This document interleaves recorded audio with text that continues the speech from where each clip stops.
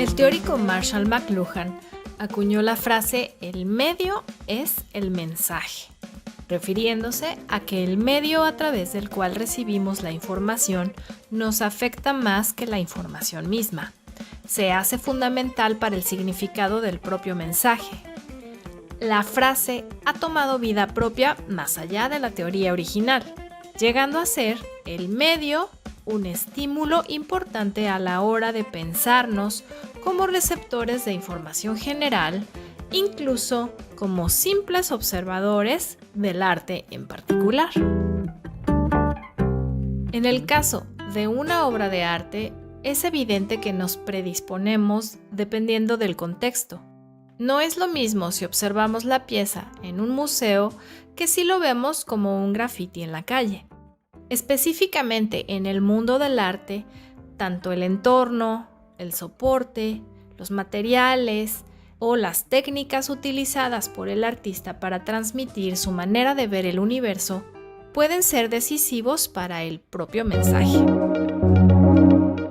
Hoy aplicaremos esta teoría de McLuhan en la oficina oval de la Casa Blanca, siendo uno de los lugares más importantes para la geopolítica internacional.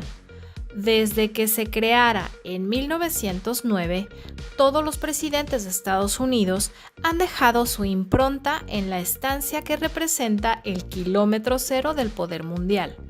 Con frecuencia, el decorado del despacho oval refleja el criterio de la historia que tiene el presidente en turno y la naturaleza de sus esperanzas para el futuro si nos pusiéramos un poco utópicos. Dicta la costumbre que al iniciar el mandato pueden elegir en préstamo obras de museos como el Smithsoniano, la National Gallery de Washington o de la propia colección de arte de la Casa Blanca. Cada presidente redecora a su gusto, sobrio, sin chiste, alegre o kitsch. Cada nueva administración puede seleccionar la alfombra, las cortinas, el mobiliario. Pero de lo que nos ocuparemos hoy serán algunos ejemplos de las obras de arte y el discurso que las acompaña. Con John F. Kennedy, la que eligió la decoración fue la famosa Jackie Kennedy en 1961. Con su gusto todo europeo y sofisticado, eligió Turco Fumando, de Eugène Delacroix. Desafortunadamente su estadía en la Casa Blanca fue muy corta. Por su parte, el presidente Nixon, con su alfombra y cortinas como para que lo vieran desde el Apolo 11, se rodeó de la batalla de guerra de 1898 que enfrentó España con Estados Unidos y probó con 3 retratos diferentes de George Washington, pintados por Rembrandt Peale, hijo de Charles Willson Peale, de quien te recomendamos veas nuestro bonito video que vale mucho la pena. Además, lo acompañó la fotografía de la Tierra tomada desde la órbita de la Luna. George Bush padre confió en su sentido del orden y la proporción, aunque incluyó en la colección una obra de Rothko. Mantuvieron un perfil bajo, tanto el padre como el hijo, y solo tomaron prestados algunos cuadros impresionistas, con una excepción notable. Durante 6 años, el cuadro de Georgia O'Keeffe, Jimson with White Flower, de 1932, estuvo colgado en el comedor privado a petición de Laura Bush. Tras ser devuelto del préstamo del Museo de Georgia O'Keeffe, se acabó subastando para disponer de más capital para su fondo por la cantidad de $44 millones en 2014, una de las cifras más altas alcanzadas por una artista mujer. Después de Laura Bush, fue Hillary Clinton quien convenció al Comité para la Preservación de la Casa Blanca que aceptara Mountain at the Bear Lake, Tahoe, de 1930 de la misma Georgia O'Keeffe, convirtiéndose en la primera mujer en entrar a la colección de la Casa Blanca. Los Clinton también pidieron prestados 2 cuadros del pintor afroamericano William H. Johnson. La obra de Johnson es de estilo naif, con un significado político evidente. Los Obama también ahondaron en esa línea y añadieron 4 obras más de Johnson, todas pertenecientes al Museo Smithsoniano. Bill Clinton eligió pinturas de Child Hassam. Una de ellas continúa hasta la presidencia de Biden.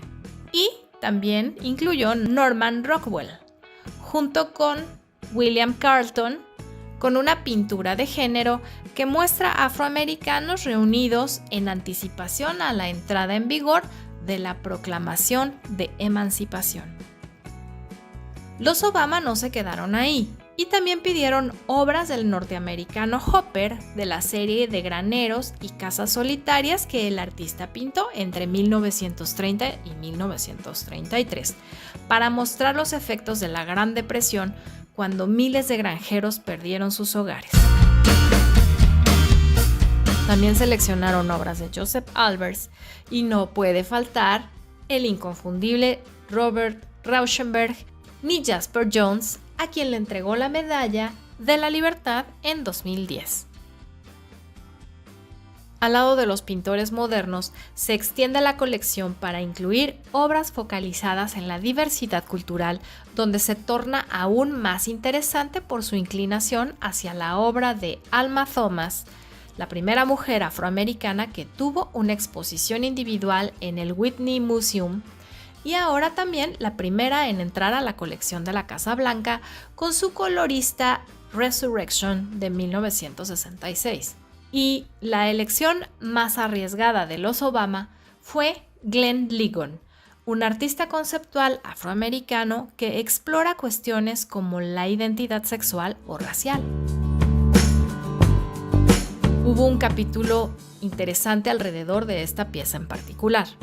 En la transición entre Obama y Donald Trump, Obama hizo colgar la Estatua de la Libertad de Norman Rockwell, una pintura al óleo que se utilizó como portada del semanario Saturday Evening Post del 6 de julio de 1946. Muestra a trabajadores limpiando la antorcha. Era una operación que se realizaba anualmente cada julio. Los 5 trabajadores están sujetos a la estatua con cuerdas.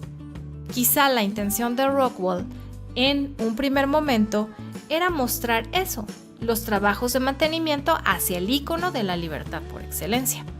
Pero lleva un doble discurso implícito. La estatua era un faro y tenía el propósito de guiar a los barcos que llegaban a los puertos que rodeaban a la ciudad de Nueva York, llamada originalmente La Libertad Iluminando al Mundo o la Madre de los Exiliados, y representa, en un plano general, la libertad y la emancipación con respecto a la opresión. Desde su inauguración en 1886, la estatua fue la primera visión que tenían los inmigrantes europeos al llegar a Estados Unidos, tras su travesía por el Océano Atlántico. La nación que una vez fue de los inmigrantes, ahora tiene el sistema legal más grande del mundo para mantener a cuanto inmigrante sea posible fuera del país. El medio fue el mensaje.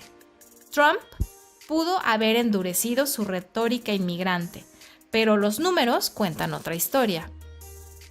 Durante el primer año como presidente, Trump deportó 177,000 inmigrantes menos que Barack Obama en su primer año en la Casa Blanca, de acuerdo a los datos de la Oficina de Aduanas y Protección Fronteriza de los Estados Unidos.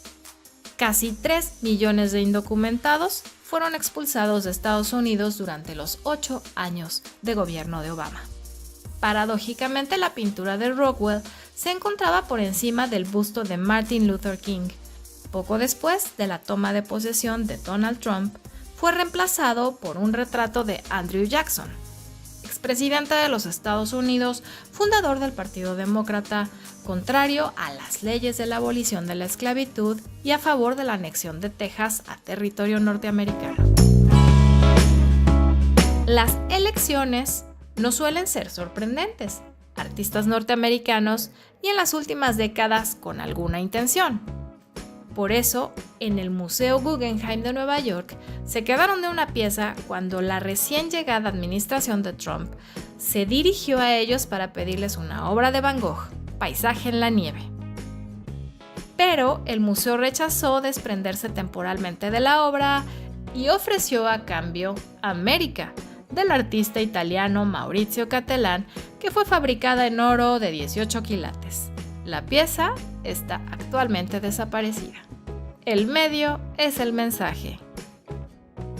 Sin embargo, en la administración de Trump, entró en la colección de la Casa Blanca el primer artista asiático estadounidense, Isamu Noguchi, con su escultura Floor Frame de 1962, una estructura de bronce que, según el Museo Noguchi, responde al concepto de suelo del artista. Tras su toma de posesión del presidente Biden, eligió 7 obras para adornar la chimenea del despacho Oval: Franklin Delano Roosevelt, George Washington, Abraham Lincoln, Thomas Jefferson y su adversario político, Alexander Hamilton, que diseñó el sistema financiero de los Estados Unidos. Jefferson y Hamilton están emparejados para recordar que la argumentación y la división siempre estará presente. Uno de los más interesantes en la administración de Biden es el busto de Rosa Parks, activista de los derechos civiles. Es la mujer que se negó a ceder su asiento a un blanco en un autobús. Y como hemos visto, la colección de la Casa Blanca es amplísima, actualmente con más de 65,000 objetos, incluyendo unas 500 pinturas y esculturas, además de los retratos de cada uno de los presidentes y las primeras damas. La elección de las obras y los artistas revela mucho, más de lo que parece, porque como dijo Marshall McLuhan, el medio es el mensaje. Y como siempre, te recuerdo, no dejes de suscribirte, compartir y seguir viendo todos los demás videos de este canal, el canal de Aprendiendo Arte con La Faladora.